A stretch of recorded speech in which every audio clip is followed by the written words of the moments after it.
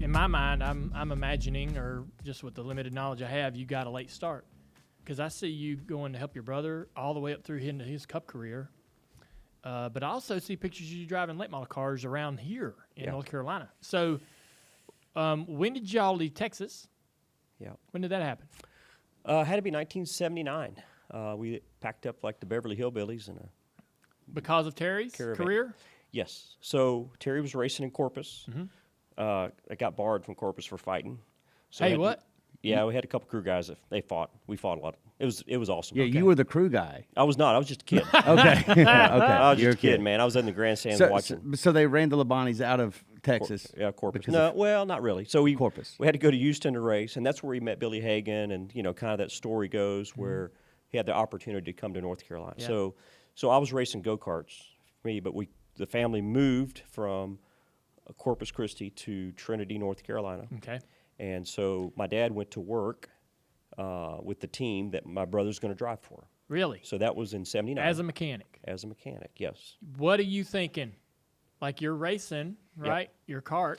I raced quarter. Did your dad say, did your dad let you know that you were going to keep racing? Well, or were you left up in the air like, oh, what's happening? Where am I? Well, I mean, when you're 15, 14, 15, I mean, nowadays it's different. You're going to race Millbridge or you're going to race somewhere else, right? At 12 in a late model, right? Yeah. So at 12 or 14 then, what are you going to do? You're not really, you're not really, whatever, it's not that way. They're not basing their decisions off of what your future is as a 14-year-old. I know, basically. but I'm Is that what trying you're to saying? think about him and his mind. Like, it's just like anybody else. Like, I'm going to move from one state to the other. You got friends, you got school, you got all these worries, and he's racing. Is he hooked on racing? Yep. Is he thinking in his mind like, yeah, this is great. I'm excited to be going in my brother's future and all that. But what I got friends. Am I going to get the race? Yeah. Do they have this kind of racing where we're going? Yeah. Well, I had a go-kart. Right. So we had a Yamaha. We had a McCullough motor on it, 93. So Do you remember the chassis? had to be a Margay, I'm sure. Yeah. Had to be Margay. My first was a Margay, yeah. So we go, we move up here, and we started racing that's at like a club, man. Like whatever chassis you had, that's like you're part of that club. I didn't know. Yeah. Well, I got a comment later. So, Oh, so I raced at like North Davidson Raceway, I think it was, a little dirt track for go-karts, right? Go-karting. And I think I did that like once or twice and stripped the chain, stripped the clutch, teeth out the clutch, and I was like, I didn't like that. Too dirty. I just, So anyway, I ended up racing enduros, go-karts, just met some people and stuff like that. Enduros. Explain what that is. It's a lay-down go-kart. Like at Rockingham? Yeah. Charlotte? Daytona. Yeah. You did that. Yeah. All right. So I was just So let me give you Yeah. one thing. So, but I also had a little mini bike, and I was just a kid. just So doing kid just going to the races. So that was kind of that path. And I mean, I didn't know between the go-karts and all that stuff. I mean, again, I was 14, 15 years old. I'm just going to school, and I'm just glad to be there, I guess. You know what I mean? Yeah. So, but I'm loving racing because I'm getting to see it and go. But as time goes on, of course, and you turn 16, then you start. But the enduros, yeah. So did all that for I don't know 3 or 4 years, 2 or 3 years, All right. I guess. So I got these. I got a bunch of old souvenir programs or race programs, and I was looking at one yesterday of a Rockingham souvenir program from 1981, and they ran enduros there, right? And I'm looking at pictures of these things in this magazine, and I got questions like, so that looks extremely dangerous, right? I mean, I can understand running it like a dirt track, a little tiny old dirt track, and flipping and doing all the things you do there, because I did that, but getting on a go-kart and just laying down and going 100 miles an hour, probably 100 in a stock class, yeah. Okay. Yeah. That just seems not cool. Well, I think when you're 15, 16, it probably didn't Was it fun? resonate that was something could go wrong. You know what I mean? Was it fun? I had a blast. I really did. I went to hooked up with the guys at Comet Kart Sales. So Mark Dismore up north of CKS, and there's a Comet Kart Sales south. Mark Dismore, that name sounds so familiar. IROC. Okay. Yep. Yep. And more, but IndyCar Yes. and IROC. Okay. That's where I met him. Well, I think I raced against him back in the go-kart days, but and I saw him last year. But yeah, IROC was the main thing. So, Yeah, I mean, we just, I mean, I don't know that you didn't see the danger factor. You just did it. Did you learn about? Did you feel like the draft and all that stuff? And you're Well, like, "Ooh, I can tell you. Yeah, I'll tell you exactly. It was the experience that I had. I mean, Rockingham was like a little bit of a short track, because I mean, and what we do is we run the oval till you get down the back straightaway through the road course and back on the oval. And again, it's in a go-kart. You're laying down. You got the tack and the probably got the temperature gauge with the cylinder head temperature gauge and something else, RPM, strapped to you like a belt, and you're just laid in there, right? Yeah. So you go run, and I mean, it was a blast. I mean, learned a lot, and had fun and raced, and we had a couple races there where we ran just the oval. Like, at the end of the day, everybody put in $15, and you run 10 laps on the oval. And I'll never forget. I thought, this is gonna be great, right? I should just run the oval. Yeah. And there's no hay bales. Right. Right. So we haul off into one, run about a lap. I remember this vividly. This guy spins out into 3, and he does just the 360 in front of me, and I'm like, it looked like a cup car smoking off the tires, I'm like, oh, wow, that was bad, but we made it, so anyway, so Rockingham, you remember, so I'm running on the oval, and we're drafting, of course you're drafting. Yeah. And all of a sudden, I see somebody on the apron, I thought, what in the world? And it's Mike Swaim Sr. Oh, yeah. He's on the oval, or on the flat, running like that, coming up on the bank and on the straightaway and go down, making a shorter line out of it. So it's like, what a trip, all right? I mean, so it's like, whoa. So here I was, 15 or 16 years old. And then, but I the biggest one I did we ran Savannah, we ran Charlotte, Rockingham a lot, Talladega, the Daytona. So I went to Daytona for the kart week, which is usually between Christmas and New Year's. So my dad loaded up in a van. My dad and I loaded up in a van. We had one Comet kart, one Yamaha, one set of tires, and our starter and battery was on a hand truck. So we go down there and we unload, and we're by guys that's flown over from Italy running supercart or shifter cart, stuff like that. And there's 1,000 entries, Yeah. Kathy Hartman, Gary Hartman clutches. They're over there in this tractor trailer looking box truck thing, like back in that day. So I think this was 79 or 80. And anyway, so I started like 75th and ran a 45-minute race.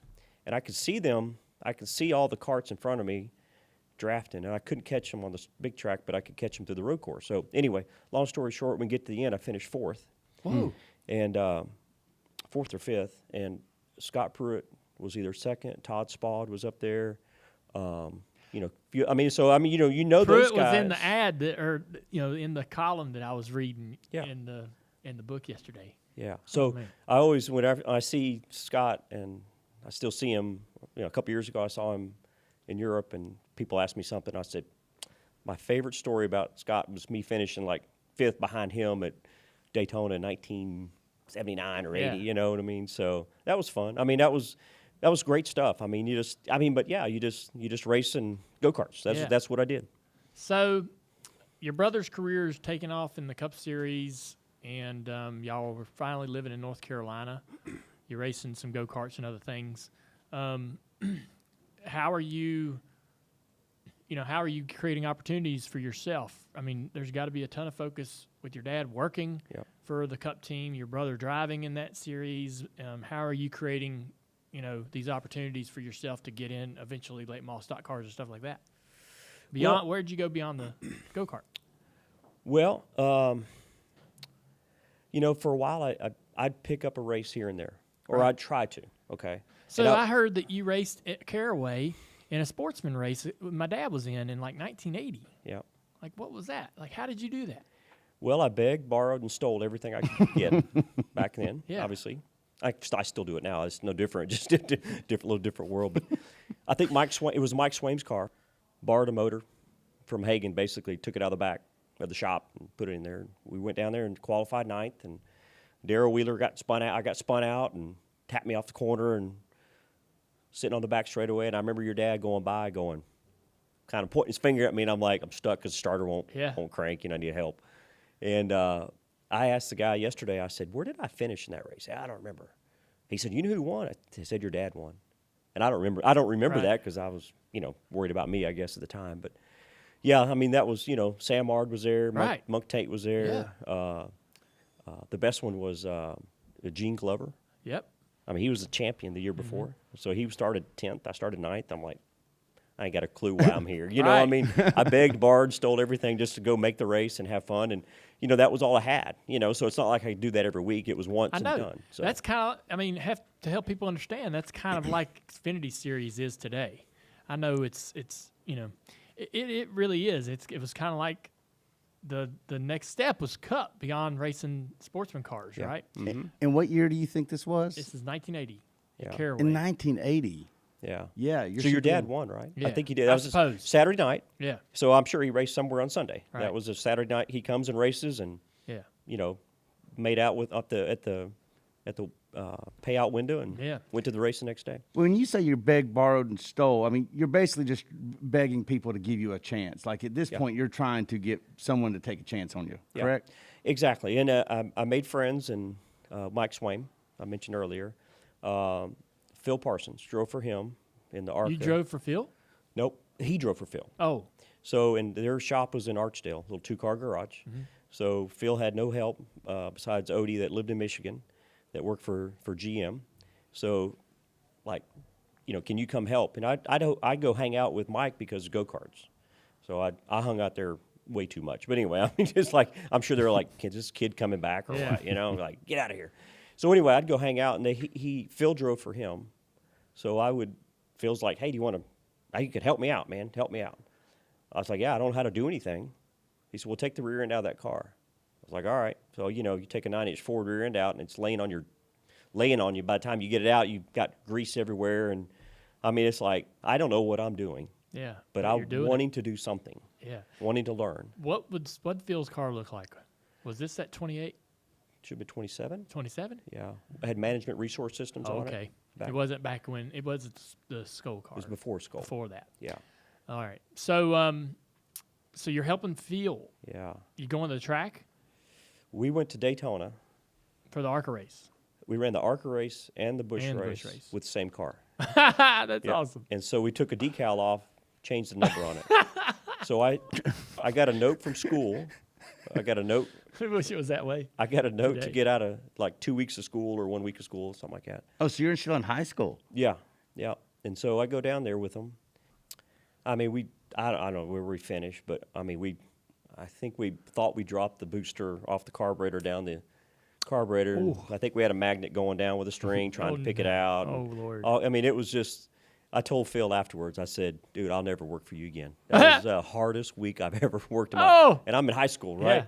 And we laugh about it now because we, you know, obviously, you know, are friends, you know, and we laugh about it. And but yeah, I did that back in the day, and that was I had to be 80, 81, something like that. Yeah. So that was kind of a initiation or whatever you want to call it. But so it was just me and Odie and Phil basically with some, you know, a little bit of help here and there. And I mean, heck, I didn't know anything. But I mean, that's just, you know, we're just trying to get there. That must have been a blast. But I don't I mean, know how that. I know you said it was a lot of work, and I'm sure it was just like overwhelming and just a bunch. But Yeah. But how Yeah. does that transfer into an opportunity to drive in a sportsman race? Like that's the part I don't get. Well, it was that opportunity was one of Phil's cars or one of Mike's cars that Phil drove for. That you drove. Yeah, later. So I Understood. think I don't know how I got that opportunity. I have to probably ask my dad. He can remember more about it than I did. But got that opportunity, you know, being over there helping out and stuff like that. Understood. Yeah. so you're bouncing around helping Phil. When did you end up going to the racetrack to help your brother? Well, When did that start? Yep. So Suitcase Jake. Okay, was Jake at, Elder. Yep, was at the shop, and of course now that's all I did was, you know, racing. So eat, sleep, drink, racing, right? Yep. So How were your grades? I just made it. Right. That was good. Okay. My high school education worked out good. So anyway, I would go to the shop after school and just start sweeping the floor Monday cup through shop. Friday. The cup shop. Hagen. Yep, Jake Elder. Uh-huh. And I start sweeping the floor, and then on Saturdays I'd mop the floor. Are you sweeping the floor, like looking side-eyed and over there at Jake, see if he sees you sweeping the floor? Or are you like hoping somebody recognizes like this sort of effort you're putting in to sort of get into Doing more? doing more? You know, I don't know. I probably just was sweeping the floor. But I was Come on. I was really wanting to do more all the time. Yeah. I never wanted to just sweep the floor. Okay. So I would, I would. Did you get paid? I wore them out. I probably got paid nothing. Right. I'm sure I got paid nothing. Yeah. But I was just doing it after class, after school. I get out part day because What's the age gap between you and your brother? 7.5 years. Okay. So what I would do is I would just I would go over there and just do that, and then I'd just, learn how to weld, learn how to do things. So Eddie Dickerson taught me how to weld, and so I'd heliarc from him, and then I'd just start doing more and more, and help. Can I hold the front end plate to put the car on the front end plate and watch you look at setting the front end caster and camber? Yeah, just learning all that stuff, and that was my college. My degree was happening. I just didn't know it at the time. Yeah. So that's when I started going over there, and I mean it was just sweep the floor, mop the floor, clean up. I mean I'd wipe the wheels down. I would go to the bank, get money, get cash, wash the vans. We'd get cash for the poker games on Wednesday night, and finally got to play. They didn't let me play for a long time. Then finally I got to play when I won. Jake didn't let me play no more. So anyway, I have to admit I had a nickname. What was it? Broom Boy. And that's what I did. Yeah. Because Jake would go, Jake was like, "Where's that broom boy at?" He would want you to come up there and do something for him, right? But so like Gary Dehart, he was welder boy. Welder boy. Yeah, so he was obviously Gary Dehart's. What every job was it? Yeah, hey, where's that welder boy at? Brand boy. Yeah. Yeah. And I remember one time, Dehart quit. Oh. So I helped him load up his toolbox. So I come to work the next day in the afternoon, and Jake was doing something, and he goes, "Hey, where's that welder boy at?" I said, "Jake, he quit." "Well, why'd he quit?" "I got tired of listening to you, probably." "You go get him and get him back over here." So I would go over to Gary's shop, and I said, "Hey, Jake, why don't you come back?" So we loaded up Gary's toolbox, came back over there. Really? That's just like that. That's just so that was part of my, part of the Education, days yeah. back then, and it grew when Dale Earnhardt came, Richie Bars came, and then I was not just sweeping the floors. I was full time. Mm-hmm. I mean, I learned how to do roll centers on the ground with Richie Bars. Yeah. I went to the back and was welding up water pumps. When you had to put the bolt in the back of it to hit the time and chain cover, so the cam wouldn't, slide. Yeah. So as time went on, I was learning more about cars. Pete Wright, Steve Meal. I know Pete Wright. Yep. Yeah. Oh, yeah. Dehart, Wayne Dalton, whether it was sanding on a car, whatever it was. I mean, that's just what I did. And so that's learning. I'm still the parts guy, or I still go to the bank, get money, or wash the vans, whatever. Your checks would cash sometimes, and sometimes they wouldn't cash. Yeah. So you just had to, manage it right. And but that's just kind of what I did. And so that's how I got to the track with my brother on Sundays, and you saw that pictures of me standing there at the back as a crew guy. Yeah. So that was full time, and that was my everyday job. You want to hear the rest of that conversation with Bobby Labonte? Well, you can listen to the full podcast. The Dale Jr. Download is available on all major podcast platforms.